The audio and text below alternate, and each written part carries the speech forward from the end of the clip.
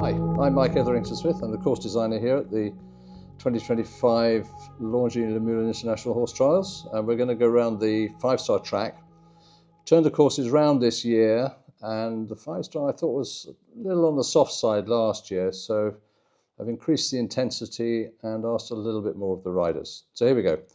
First fence, as always, very straightforward. Just get the horses off the ground and up in the air. And the same with fence 2. Big square fence, maximum height, nearly maximum spread. But again, this is all about giving the riders the opportunity to get their horses in a shape. Same with the third, the brush oxer.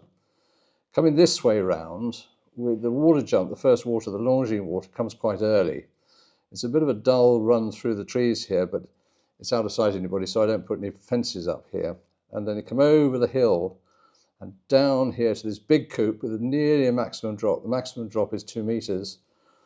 Riders have got to ride here because then very quickly over this brush fence at 5A, big drop into there, and then they've got to get their line right to the boat in the water, which, see, my guess is most will do 5, some might do it on 4, depends how well they jump in, and it's 3 strides up to the last element. So it's not supposed to be that difficult a combination, but it's just getting the horses up in the air and getting them switched on really, and making the riders sort of switch on before the course really ramps up in intensity. A gallop then to the cordwood, straightforward fence before we start getting a little bit more intense. This is up to height, up to size. And then the riders have to come inside and jump this corner. This is all about holding a line.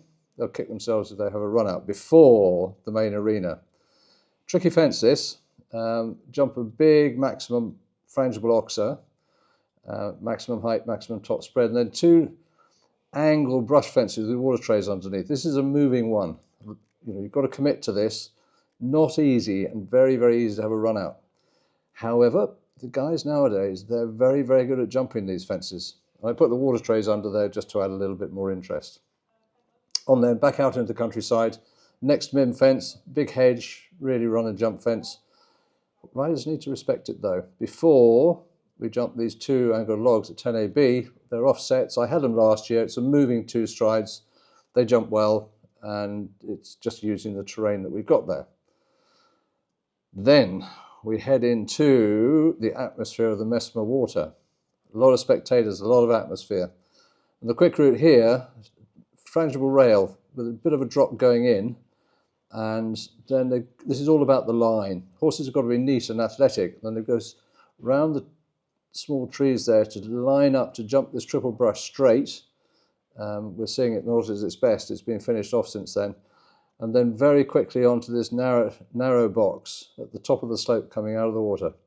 This is not easy. There is a long route. There's a so anybody who's not feeling too confident can spend a lot of time. The long route will add anything between 15 and 20 seconds. So if you don't jump the skinnies, you can get around the track. Then just finish off by jumping the millhouse. No rest then through these trees to come to the Gelände. Slightly varied the theme on this. Swing out up quite a steep slope to the first element, the house at the top of the slope. And then we can see on the right these 2 offset brushes. Horses will make their way down the slope and it's a big drop. It's just under maximum, but it's all about the line. These offsets, they're pretty oblique, and the riders have got to ride, the horses have got to be in control, and it's a real question of honesty, athleticism, control, and yeah, commitment as well. Straightforward fence, just to run and jump fence, just to re-establish a little bit of confidence. It might be shaky. Then, next question, the Lemure water. This is a big corner. The horses, as they approach, they can see the water in the background. Then quickly onto the corner in the water. There's no alternative to those 2 corners. And then the straight route is to jump this last turn, a big spread with a big drop on 3 strides. There is a long route there as well. Again, another straightforward fence, maximum height, maximum top spread, just to settle the nerves if they've had it. Then these 2 gates, as we call them, the rails, bit of a speed bump. One of the things course designers try and do is manage speed, manage pace. I just want them to throttle back a little bit because time is an important element in this whole competition. Back out into the park. We jump this big brush oxer and we'll get the horses in the air to this new fence, the Irish Bank. New this time, it was built back end of last year, settled over the winter. on and off, and then 2 strides to this big triple brush. And the beauty of these things is that riders don't know really what the horse is going to do when they get on top of the bank. They'll use the footwork, and so the riders have to react to what the horses give them. It's a great fence from a course designer's point of view, and makes the riders ride. Curving 3 strides to these 2 beds on the mounds, nothing too difficult about there, but again, just keep them switched on and paying attention. As then back to the next real questions looming, the schnapps table, straightforward. I use it as a setup fence after a bit of a gallop to keep the horses paying attention. Then these 2 mimmed open corners, they're on 3 strides, curving 3. At this level, disappointingly, they cause much trouble, but again, riders need to pay attention.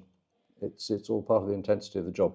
We're very much towards the back end of the track now. Mim oxer, off a turn, again controlling the pace, and we use turns to help riders balance their horses. Then back into the hollow in the trees. Been on the course before, a mim rail going in. At this stage, 1 stride to the ditch, and then moving 1 stride to the angled log coming out. Riders have got to keep enough gas in the tank for the end of the course. And this is what we try and do, is make them think. This, ditch and hedge, big run jump fence, lovely fence. Then we're very much towards the end of the track. 2 mim oxers on a curving line. Riders have to pay attention. They can't just gallop home from this point. They've got to respect these fences, because they activate the mim system. They're going to get some expensive penalties. And then the last, another mim fence, a mim table, a Longines mim table. They jump that, and all being well, they go through the finish.